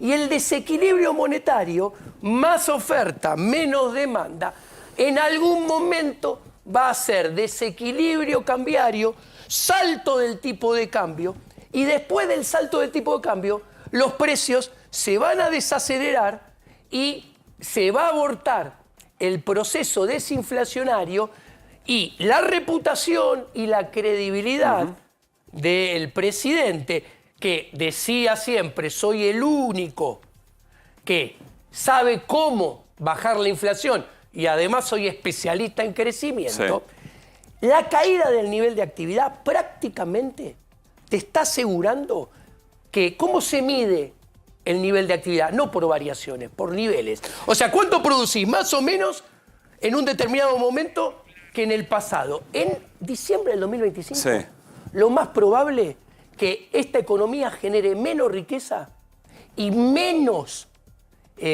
producto que a mitad del 2023 y mitad del 2022. Diego, gracias. Antes de despedirte, vuelvo a Gustavo. Gustavo, sobre lo que están trabajando estos indicadores, y también me interesa mucho este diálogo porque es la teoría económica, están cortados por la misma tijera, ¿no? Por cómo explican, por lo que les apasiona las clases y la relación económica. Pero Gustavo, quiero preguntarte algo que me parece que es central, porque Milei reconoce que la gente sabe que vive peor, pero que el vínculo con el gobierno es no que está viviendo mejor, no creer que se está mejor, sino que ese sacrificio tiene algún sentido. En el trabajo que acaban de publicar, ¿vos ves que eso merma? ¿Vos ves que hay ya una desconfianza respecto de aquello que se aceptó como ajuste, pero que no se sabe muy bien, o se empieza a desconfiar que va a traer una mejor situación?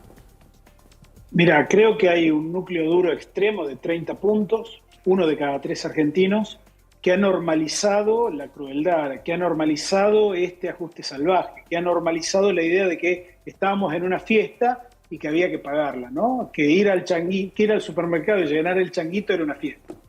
Creo que ese tercio también ha normalizado con este gobierno la idea de festejar cuando un argentino se queda sin trabajo, o cuando un argentino no llega a fin de mes, o cuando un jubilado pierde de manera tan drástica su poder adquisitivo, ¿no? O no puede acceder a medicamentos gratis, como sí pasaba en las gestiones anteriores.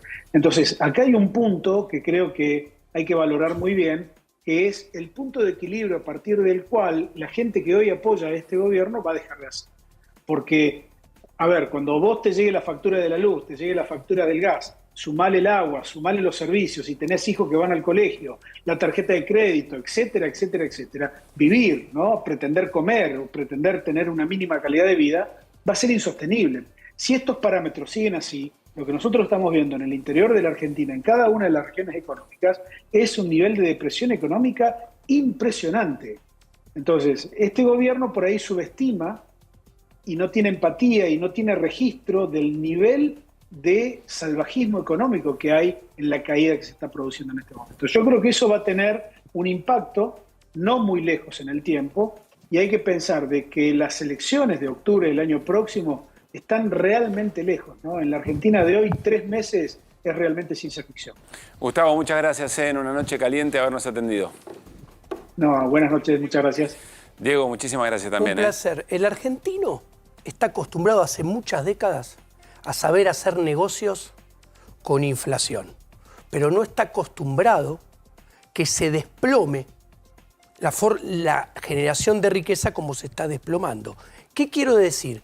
La amenaza del programa económico es la microeconomía y los actores del poder económico, que va a llegar un momento que van a decir, esto así no va más. ¿Estamos cerca o lejos de eso? No lo puedo saber, pero eso se va a transferir a la arena política, claro, a la arena social, y solamente cabe que se retroalimente negativamente, impactando negativamente en la reputación y en la credibilidad del gobierno, con lo cual sus políticas van a ser todavía más inconsistentes en términos dinámicos y van a llegar todavía a peores resultados y tienen que ser cambiadas. La pregunta es, si no tenés banco de suplentes y sos tan férreo con tus ideas, ¿qué posibilidad de cambio tenés de esas políticas? Lo dejo como pregunta. Diego, gracias por haber venido. Un placer enorme. Gracias. Bueno, hacemos tanda, volvemos a QR, acomodamos, insisto, una noche muy caliente, de mucha información, de renuncias y de modificaciones en el gabinete, y todo eso lo terminamos, insisto, de acomodar hasta las 11 aquí en QR en A24.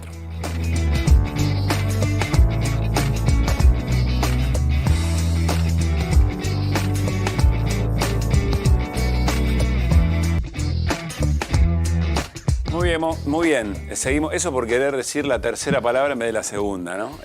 Seguimos con la metáfora futbolera cuando estás pensando en la próxima jugada en vez de parar la pelota y que no se te vaya lejos del pie.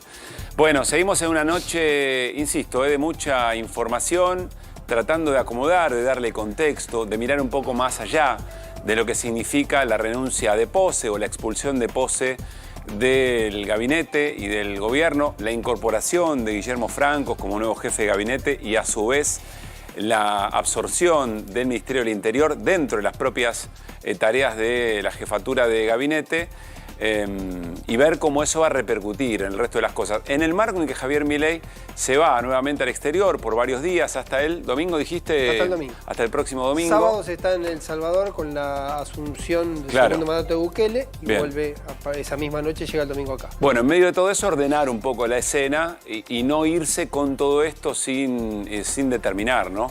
Que parecía bastante osado por parte del presidente. En medio de toda esta situación, más información de este rato que tiene que ver con las decisiones de Javier Milei sobre la Corte Suprema, Irina.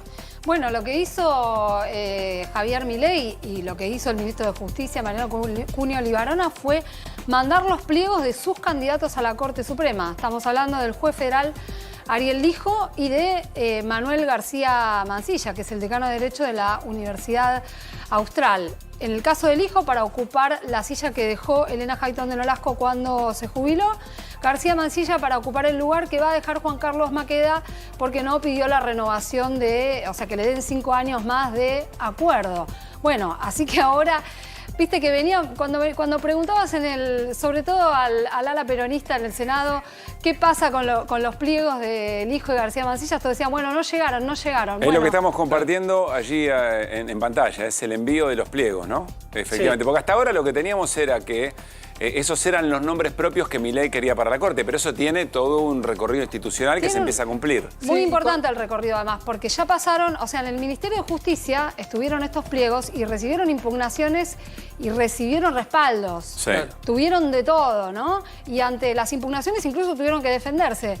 En los pliegos que manda el gobierno da algunos detalles sobre cómo se posicionó cada uno de los candidatos y bueno, lo sigue defendiendo, obviamente, perdón. No, con 2 datos. García Mansilla está por Maqueda. Maqueda, por 75 años, deja su lugar a fin de año. Sí. Por lo tanto, habrá que ver si a García Mansilla se lo designa antes de que Maqueda se vaya. Ya eso una por situación un lado. Muy extraña. Una situación Es atípica. Sí. Atípica por lo menos. Inédito. Y lo otro que va a ocurrir, que es muy importante entender, porque primero que uno supone, en la lógica convencional, que cuando manda los pliegos es porque los votos ya están.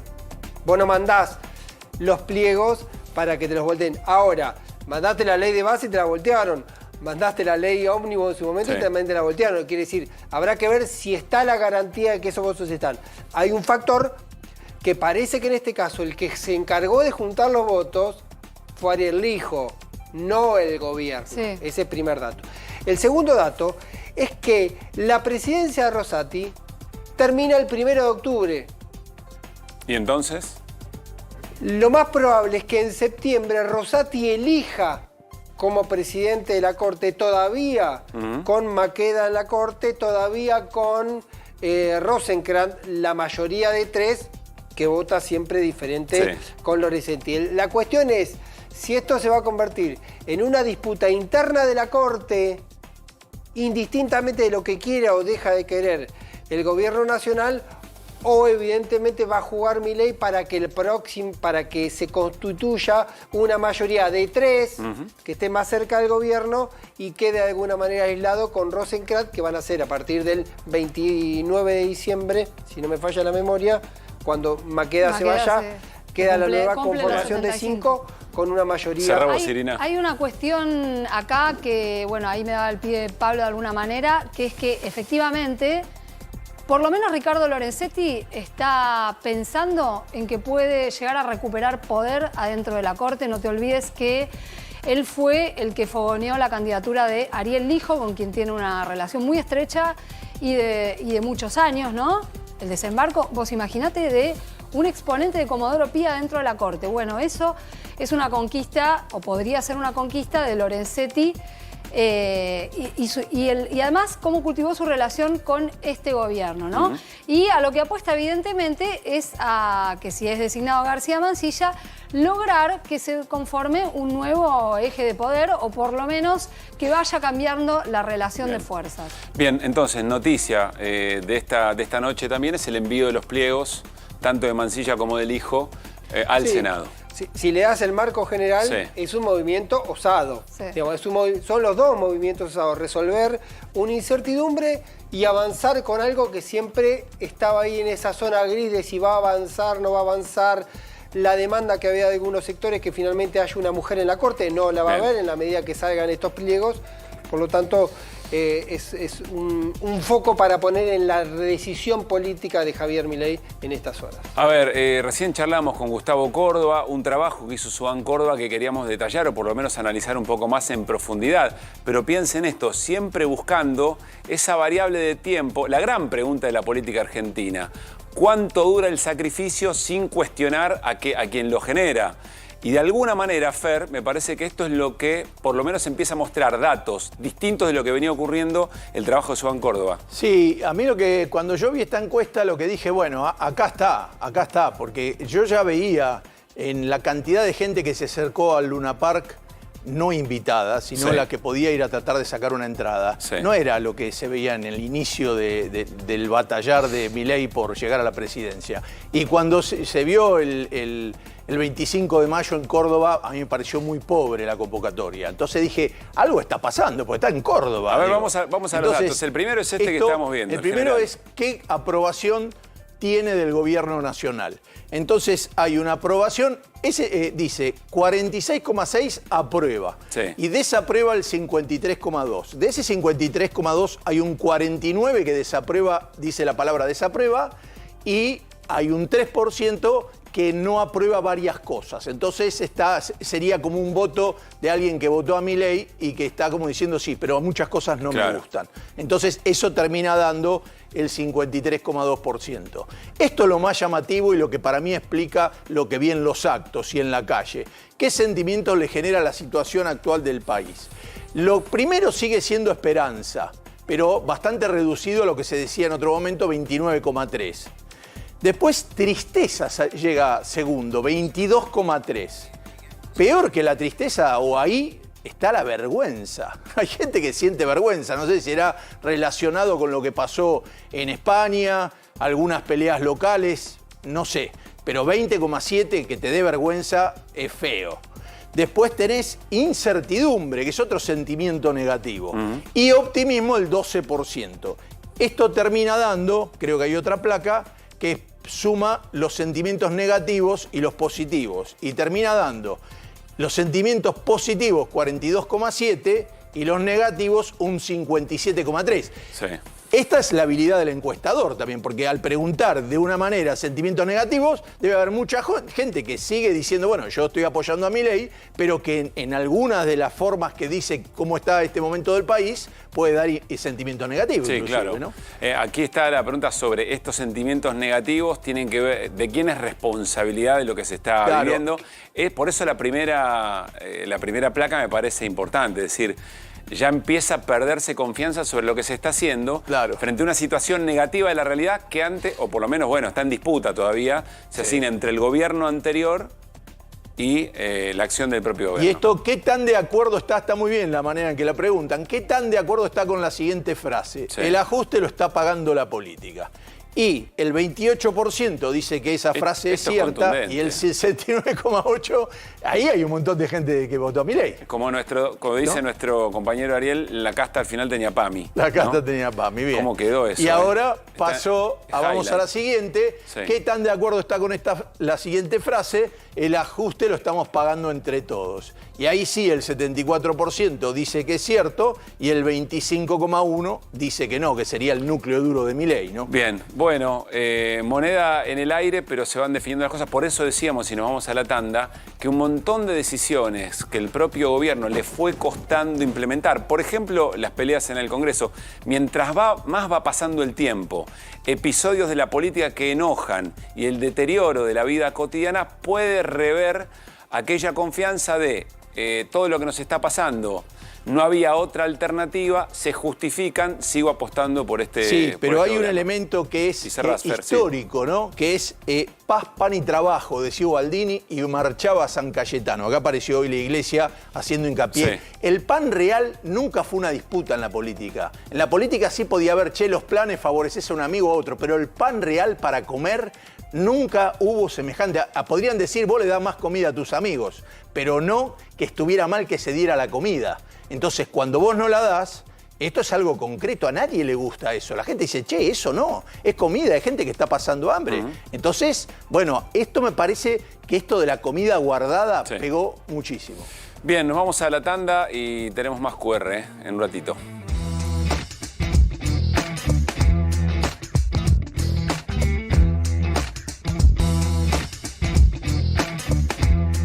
Lo quiere Ibáñez, juega su propio partido. Sos un extraordinario. ¿Por qué? Un tipo extraordinario. Se festeja solo además. Está en su propia, está en su nube. Celebra a sí mismo.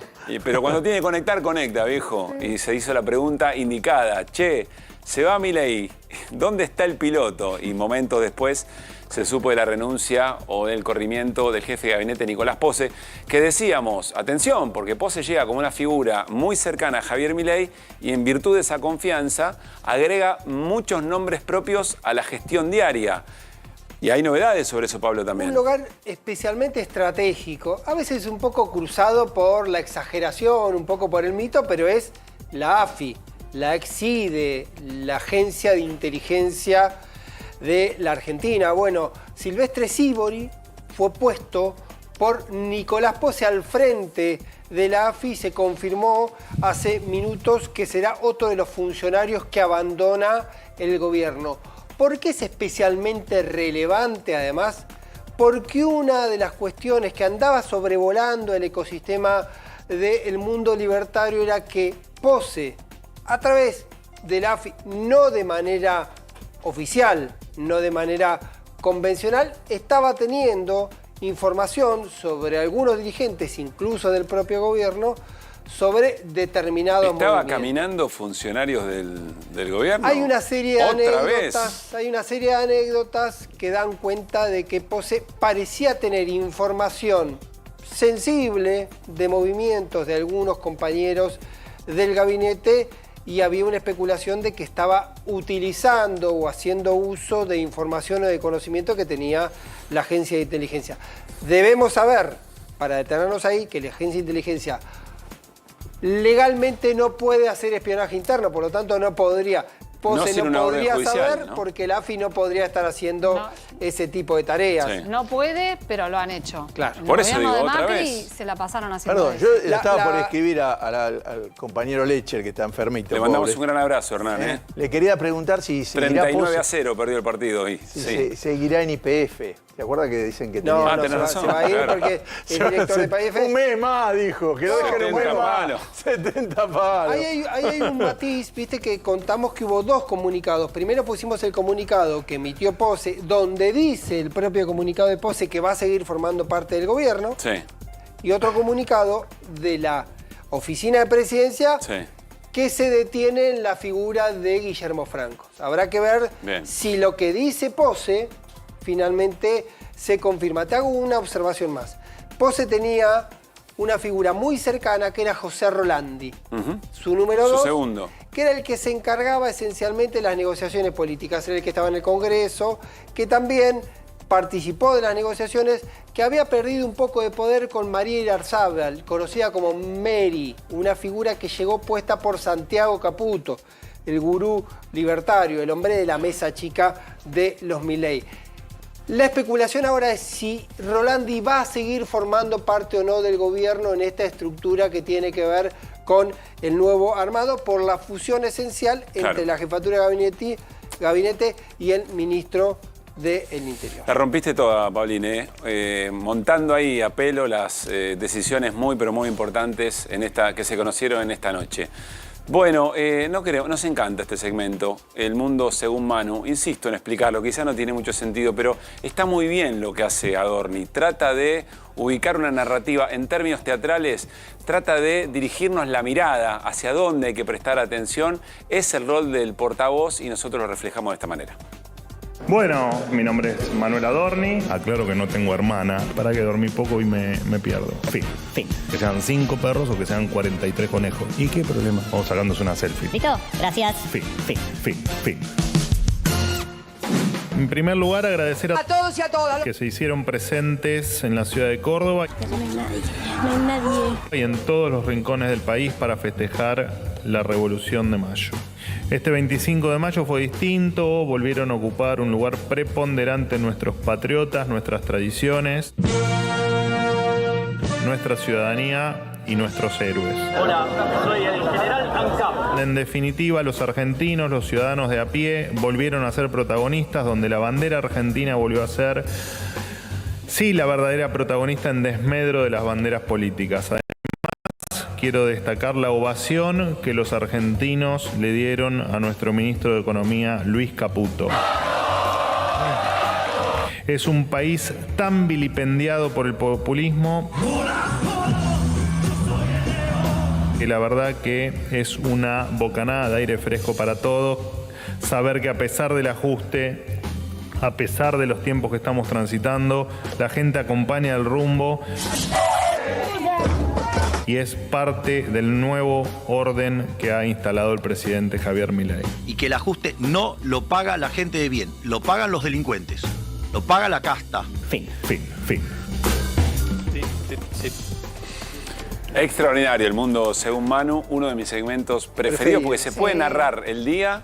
Pero ¿cómo ha cambiado el muchacho? Porque usted en Intratables era más chuseador, picante. Ahora tiene un rol muy importante. Pero podría no bancárselo. ¿Se acuerda la anterior vocera? Se picaba más. Se hace dado, le han dado algo que le hace efecto. Se está absolutamente. Hubo en algún momento, lo hablamos, ¿no? La hipótesis de sugerirle que hable menos, pero no quería, se siente cómodo. ¿Él no quiso o él quería y le pidieron que no?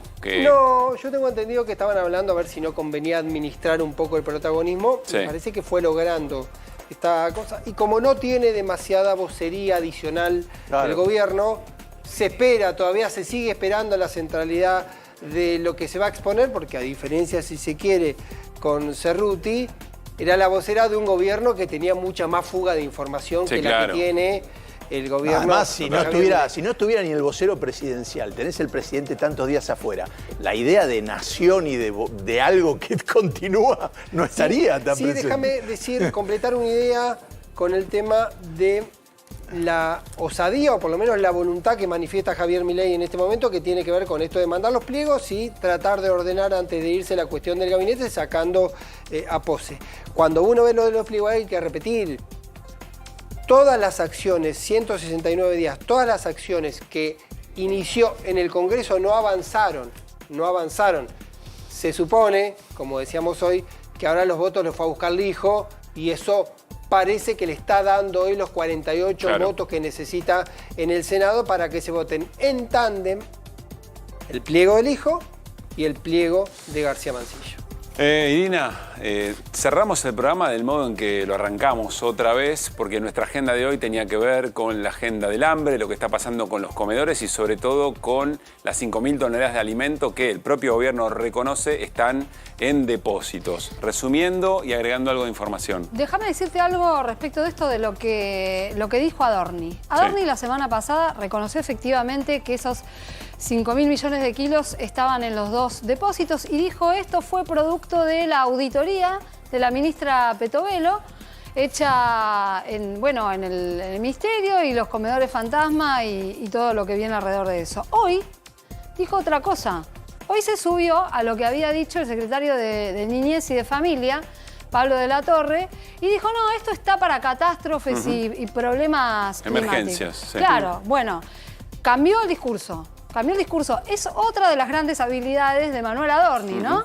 Que te va modificando la realidad. Pero porque, sin que como te des dijo cuenta. Fer, es un golpe fuerte para el gobierno. Entonces está tratando de encontrar cuál es ese relato en para este una tema no situación lo muy va a difícil. encontrar. Lo más rápido que pueda dar la comida es lo que mejor le va a resolver. Pero claro, aparte este argumento de las catástrofes, ¿qué hizo? ¿Mandó comida a Bahía Blanca? Cuando fue... Ni a Brasil no le mandó a nadie. Le podía haber dicho a Lula, tenemos esto para mandar, no mandó nada. O sea, A ver, quien habló fue Juan Grabois, que está muy metido en la causa. ¿Por qué? Porque Juan Grabois fue quien hizo la denuncia que llevó a la apertura de esta causa. Si bien la causa tiene un querellante, que es una asociación, el que hizo la denuncia fue Juan Grabois. Y dijo esto. Pero obvio que hay comedores truchos, como hay políticos truchos, como hay empresarios truchos, como hay sindicalistas truchos. Nada de eso justifica que el Estado tenga 5 millones de kilos pudriéndose en 2 galpones mientras la gente está pasando hambre. Agarren la llave de los comedores y vayan ustedes a darles de comer. Repártanlo, llévenlo a las iglesias, llévenlo a donde se les cante las pelotas, pero no pueden dejar a la gente sin alimentos. No piensen que vamos a estar pasivamente viendo cómo se pudre la leche en polvo. Bien, esto va a continuar, por supuesto, y ahí está el gobierno tratando de ajustar esto a algún relato más o menos viable. Lo último que tengas sobre esto, y te quiero preguntar qué es lo que está pasando con el costo de la tarifa del subte. Bueno, la jueza Elena Liberatori finalmente concedió la medida cautelar que habían pedido Miriam Bregman y otros dirigentes del FIT. ¿De qué manera? Le dice a SBASE que tiene que adecuar la tarifa del subte a un monto que sea justo y razonable. Le da hasta el lunes de la semana que viene para que diga cuál sería la tarifa, qué sería justo y razonable. Que se adapte, por un lado, a el salario mínimo y por otro lado, a el índice de precios al consumidor. ¿Y ahora cuánto te cobra? Básicamente. Hoy te están cobrando Hoy te están cobrando 574 ¿Y ahí lo va a pesos. dejar? ¿No lo deja subir al que viene o va para atrás? No, ahora, esta semana va a seguir en 574, pero se supone que el lunes que viene el gobierno porteño, a través de SBASE, va a tener que presentar una nueva propuesta de tarifa. Si no lo hace, la jueza va a eliminar el aumento actual y lo va a retrotraer. A 170, por lo que era antes. 125. A ver, un dato, ¿no? La discusión sobre qué es razonable en términos del precio del subte, del boleto de subte, comparado con qué, con el salario. Comparado con el salario y el índice de precios del IPC, ¿no? Básicamente, hay otros parámetros, pero estos son los centrales. A ver, algo para corregir, para que la información esté bien. No es que la justicia haya suspendido el aumento del subte. Lo que dijo es, entiendo, corregime. Sí. A ver, a ustedes, SBASE, busquen una cifra más acorde con lo que está viviendo la gente. Si en cuánto tiempo no la encuentran. Hasta el lunes que viene, 5 días hábiles. Si en 5 días hábiles, lunes que viene, no la encuentran, se vuelve para atrás al precio de 125. Exactamente, lo que hizo fue... ¿Qué va a pasar con los conceder la aumentos cautelar. programados, como dice Fer también, no? Claro. No, el programado no lo van a dar porque ya está inglés, pero digo, si va para atrás Que es en otra junio cosa. llevaba la tarifa a 757, me acuerdo, Sí, porque era un avión más que Era un 505% de aumento en total. obviamente con esta decisión no se puede hacer esa... Además, la verdad, qué pavada eso de ponerle 10 días en el medio. ¿Para qué le pones Si vas a subir a 750, subilo todo. Y si no, no lo subas. Bueno, nos estamos yendo. ¿Qué QR hemos tenido en la jornada de hoy? Nos vamos con las voces del día y también del fin de semana. Todo viejo ya respecto de las novedades en el gabinete. Quédense porque viene Babi Checopar. Basta, Babi. Mañana nosotros a las 9 volvemos a encontrarnos. Chau, chau.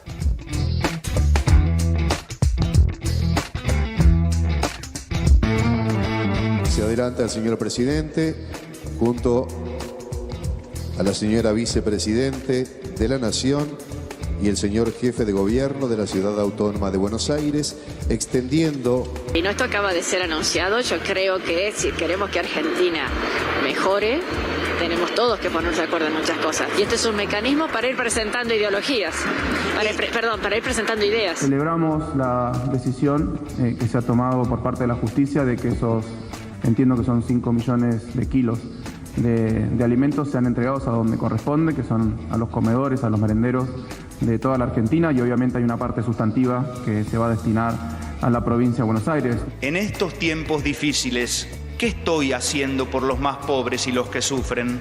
Porque fácilmente nos sale reclamar a otros que se comprometan. El Ministerio de Capital Humano no se guarda nada, todo lo contrario. Lo que no hace es permitir que se roben la comida. O sea, aquellos que creen que debe irse a la Libertad Avanza, que se vaya a la Libertad Avanza. Que se vaya y se afilie a la Libertad Avanza si ella quiere. No tiene ningún problema.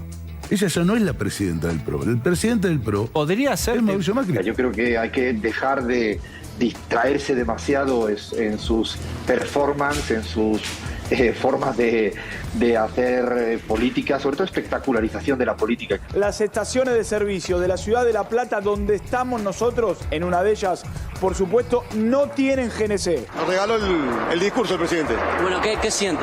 No, bien, estuvo muy bien. La verdad estuvo muy bien. ¿Cuál es el objetivo? ¿Por qué se hace? ¿Cómo se especula? ¿Pero qué retiene los alimentos? ¿Quién hace que no se repartan, no se distribuyan? Mira, ahí se están organizando. La gente está pasando hambre y no te dan comida. Es un delito. Esta imagen es la que quería, ¿ves? Esta imagen, ¿ven? Ahí tenés. Esta imagen. Mucha gente. Hay mucha gente, pero hay muchos claros también. La mitad de la plaza cubierta. Eso te iba a decir. Esa vista aérea nos da una perspectiva, una dimensión que hasta acá no teníamos. Exacto. Fíjate que la imagen oficial llegó y salió rápido. La explosión de riqueza, crecimiento y progreso que generó la adopción de los principios de mayo no ha tenido ni tuvo parangón en la historia.